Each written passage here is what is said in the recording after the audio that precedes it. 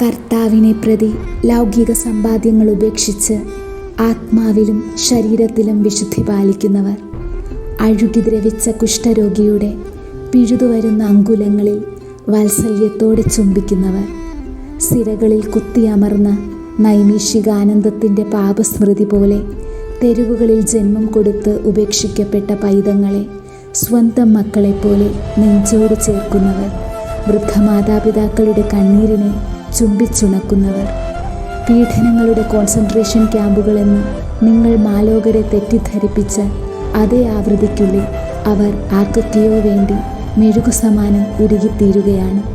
സുഹൃത്തെ, അതൊരു പക്ഷേ നിനക്കു വേണ്ടിയാണെങ്കിലോ?